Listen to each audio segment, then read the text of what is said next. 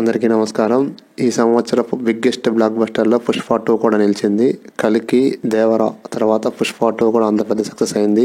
కలికి దేవరకు ఎటువంటి రివ్యూలు ఇచ్చారో అదే విధంగా పుష్ప 2 కూడా ఇచ్చారు. కానీ వాళ్ళ రివ్యూస్కి కలెక్షన్స్కి ఎటువంటి సంబంధం లేదు. జనాలు ఆడియన్స్ మూవీని బాగా రిసీవ్ చేసుకున్నారు. ఇక పుష్ప పార్ట్ 1లో హీరో చిన్నప్పటి నుంచి స్టేట్ వైడ్కి ఎలా ఎదిగాడు అనేది చూపించారు. మరి పార్ట్ 2లో నేషనల్ వైడ్గా ఎలా ఎదిగాడు అనేది చూపించారు.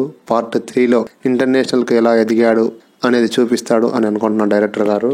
సుకుమార్ గారు ఏ విధంగా అయితే ఎక్స్పెక్ట్ చేసినారో మూవీ చూస్తున్న ఆడియన్స్ తన లోకంలోకి వెళ్ళాలా అనేటటువంటిది ఏదైతే అనుకున్నారో అది 100% సక్సెస్ అయ్యారు. తెలుగు సినిమా ఇంత స్టేజ్కి వెళ్ళడానికి గర్వపడండి. చాలా మంది ఇప్పుడు కూడా నెగిటివ్ గా చెప్తున్నారు. మొన్న నాకు ఒక వాట్సాప్ లో వచ్చింది మెసేజ్, గురువారం ఎక్కడైనా ఎనీ మూవీ కలెక్షన్ తగ్గుతుంది, అది అందరికి తెలుసు. అది తీసి స్క్రీన్ షాట్ తీసి పుష్ప 2 రేట్లు పెంచారు, దాని వల్ల కలెక్షన్ లేదు అని నెగిటివ్ ప్రచారం చేస్తున్నారు. అది చాలా రాంగ్. అది ఎందుకు అలా చేస్తున్నారో ఏంటో నాకు అర్థం కావట్లేదు. సినిమా బాగలేకపోతే సెకండ్ డేనే కలెక్షన్స్ పడిపోతాయి. సపోజ్ కంగోవా ఉంది, మట్కా ఉంది, సినిమా బాగలేదు కాబట్టి అది కలెక్షన్స్ రాలేదు. మరి సినిమా బాగలేక ఉంటే పుష్ప 2 కూడా అదే రేంజ్ లో డిజాస్టర్ అవ్వాల్సింది. మరి ఇంత కలెక్షన్స్ ఎందుకు వస్తున్నాయి? దాదాపు ఏపీ మరియు తెలంగాణలో కేవలం 3 రోజుల్లో 100 కోట్ల గ్రాస్ కొట్టింది సినిమా. అంటే సినిమా బాగలేకపోతే అంత రెవెన్యూ రాదు. మన తెలుగువాడు మన తెలుగు నేషనల్ కి ఎదుగుతున్నాడు, ఇంటర్నేషనల్ కి వెళ్తున్నాడు. ప్రభాస్ మరియు ఎన్టీఆర్, నెక్స్ట్ రామ్ చరణ్ కూడా అదే విధంగా సక్సెస్ అవుతాడేమో చూద్దాం. గేమ్ చేంజర్ లో ఒకరి మీద కోపం ఇంకొకరి మీద చూపించకూడదు, అది కరెక్ట్ కాదు. ఎవరి అభిప్రాయం వాళ్ళది. ఇక పుష్ప 3 కథ ఎలా ఉండబోతుందంటే పార్ట్ 2లో పుష్ప పార్ట్ 2లో ఇంట్రడక్షన్ ఫైట్ ఉంది. జపాన్కి వెళ్ళి హీరో అక్కడ ఎర్రచందనం దొంగలు కంటైనర్లో పెట్టి అక్కడ ఇంట్రడక్షన్ ఫైట్ బాగా చేశారు. కాకపోతే దానికి లింక్ ఏంటి అనేది సినిమా త్రూ అవుట్ లో ఎక్కడా చూపించలేదు. నాకు తెలిసి పార్ట్ 3కి లింక్ ఏమో అది. ఎందుకంటే ఇంటర్నేషనల్ రేంజ్కి వెళ్ళాడు కాబట్టి.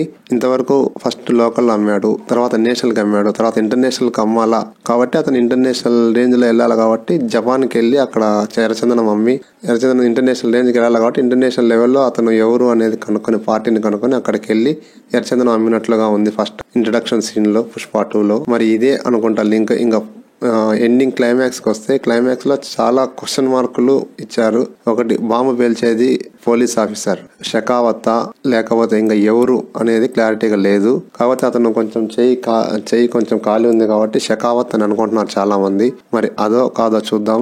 ఇక బాంబు పేలింది పొలిటీషియన్ దగ్గర లేకపోతే పుష్ప 2 ఇంట్లోనా ఎక్కడ అనేది అది కూడా ఫుల్ ఫ్లెడ్జ్ గా సస్పెన్స్ లో పెట్టారు డైరెక్టర్. మరి ఈ పొలిటీషియన్ దగ్గర బాంబు పేలితే హీరో ఏ విధంగా రెస్పాండ్ అవుతాడు?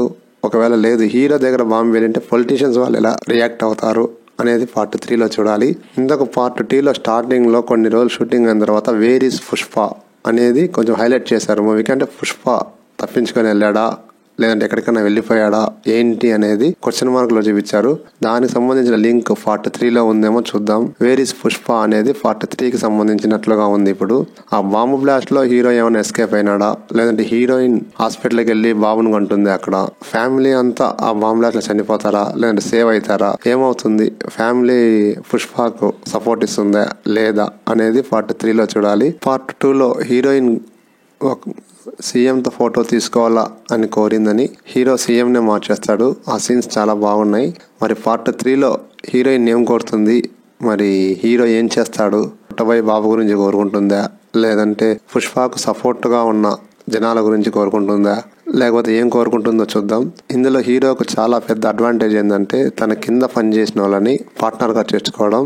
చాలా మంచి హైప్ తెచ్చే క్యారెక్టర్ అది. ఇప్పుడు అటువంటి క్యారెక్టర్ నాకు తెలిసి మనం ఎప్పుడు చూడలేదు, ఎక్కడ చూడలేదు కూడా.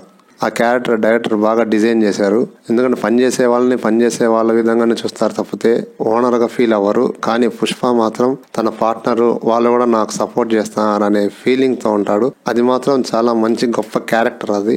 మరి పార్ట్ 3 ఏ విధంగా ఉంటుందో చూద్దాం. మీకు ఏదైనా ఐడియా ఉంటే పార్ట్ 3లో కామెంట్ చేయండి. Thanks for watching.